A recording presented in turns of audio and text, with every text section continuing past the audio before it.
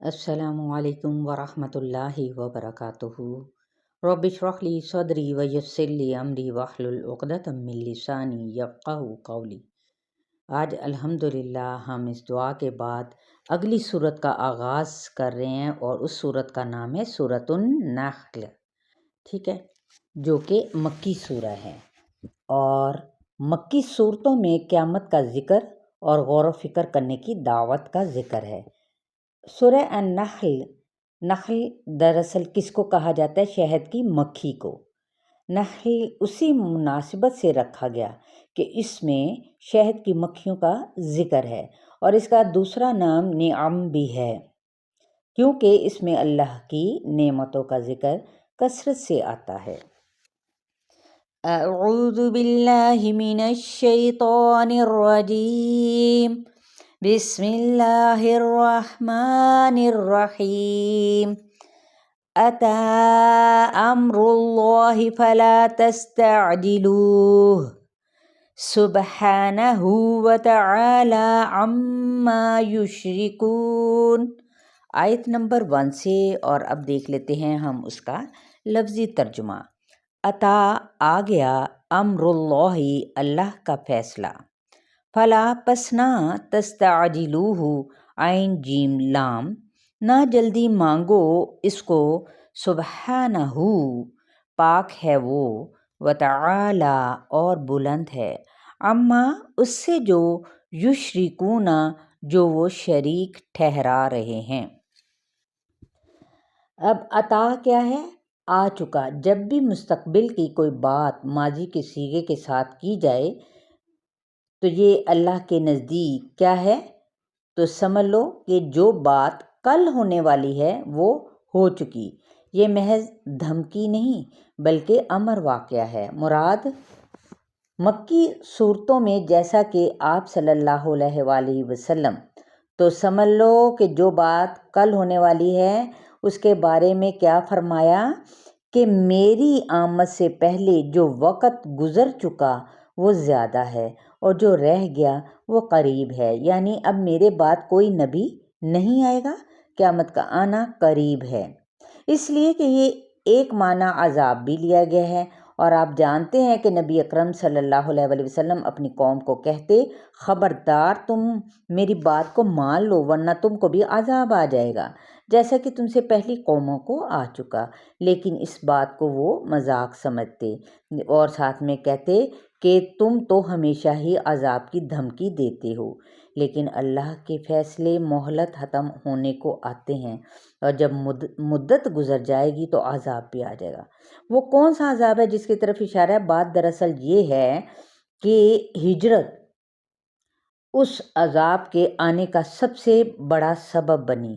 آپ صلی اللہ علیہ وآلہ وسلم اور آپ صلی اللہ علیہ وسلم کے ساتھی جب مدینہ تشریف لے گئے تو تھوڑے عرصے کے بعد جنگ بدر ہوئی، تو ان کا کلچر یعنی اس شرک کا اور طور طریقے ختم ہو کر رہ گئے۔ سردار بڑے بڑے جو ان سے تھے وہ مارے گئے، اور دوسرے نمبر پہ انہی علاقوں میں اسلام کا بول بالا ہو گیا۔ ينزل الملائکۃ بالروح من امرہ علی من یشاء من عبادہ ان انذروا انہ لا الہ الا انا فاتقون۔ ینزل اتارتا ہے، الملائکۃ فرشتوں کو، بالروح ساتھ وحی کے یعنی روح کے، من سے، امرہ اپنے حکم سے، علی اوپر، من یشاء جس کے وہ چاہتا ہے، من عبادہ اپنے بندوں میں سے، ان کے، انذرو نون زال را ڈراؤ خبردار کرو، انہو بے شک وہ، لا الہ نہیں کوئی الہ برحق، الا مگر، انا میں، فاتقونی پس ڈرو مجھ سے۔ اب یہاں پر شرک کے خاتمے کا طریقہ بتایا گیا کہ اللہ کے لوگوں تک اپنا پیغام پہنچانے کے لیے کیا کیا؟ وحی بھیجی۔ روح کا ایک معنی وحی کہاں ذکر آتا ہے؟ اسی طرح ہم نے آپ صلی اللہ علیہ وآلہ وسلم کی طرف اپنے حکم سے وحی کی جس سے پہلے آپ کو علم نہ تھا کہ کتاب اور ایمان کیا ہے۔ الشورى 52 آیت میں ہے۔ وہ اپنے حکم سے اپنے بندوں میں جس پر چاہتا ہے وحی بھیجتا ہے تاکہ وہ ملاقات والے یعنی قیامت کے دن لوگوں کو ڈرائے، خبردار کرے۔ ان سب انبیاء کا مشن ایک ہی ہے، یعنی انذرو، اپنے آپ کو اللہ کے لیے خالص کر لینا اور غیر اللہ کا خاتمہ کرنا۔ اسی کوشش کا نام کیا ہے؟ جہاد ہے۔ اور امر اللہ سے بھی مراد کیا ہے؟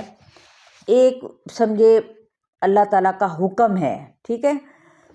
تو یہ حکم جون سا ہے اس کے ساتھ ہی ہم نے دیکھا کہ یہی کوشش جون سی ہے کہ خبردار کرو، اور اسی کا نام کیا ہے؟ جہاد ہے۔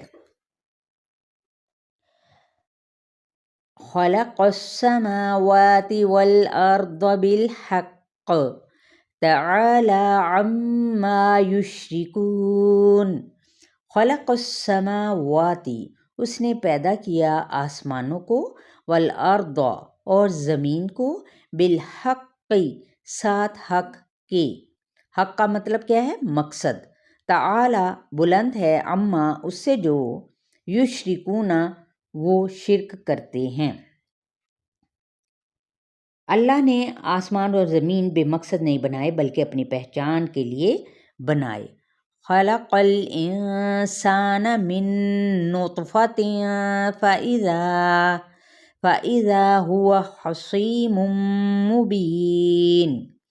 خلق الانسان، خلق، اس نے پیدا کیا، الانسان، انسان کو، من نطفۃ، نون طوفہ، ایک نطفے سے، فإذا، تو ناگہاں، ہوا، وہ، خصیم، خا صاد میم، جھگڑالو ہے، مبین، کھلم کھلا، یعنی ایک منی سے ایک مکمل صورت دے کر۔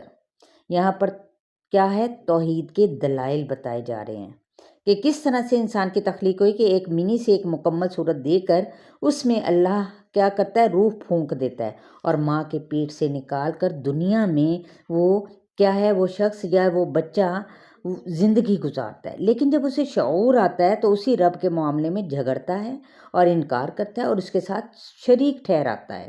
ابن ماجہ سے روایت ہے کہ آپ صلی اللہ علیہ وآلہ وسلم نے اپنی ہتھیلی پر اپنا لعاب رکھا تو اللہ تعالیٰ فرماتے ہیں کہ اے انسان، تو مجھے کیا عاجز کرتا ہے؟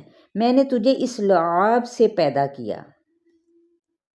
چلیں، آیت نمبر 4 تک آپ لوگوں کو لیسن ہے، تو ضرور ایک دوسرے کے ساتھ شیئر کریں اور اپنا فیڈ بیک دیں کہ آپ کو کیا سمجھ آ رہی ہے۔ السلام علیکم ورحمۃ اللہ وبرکاتہ۔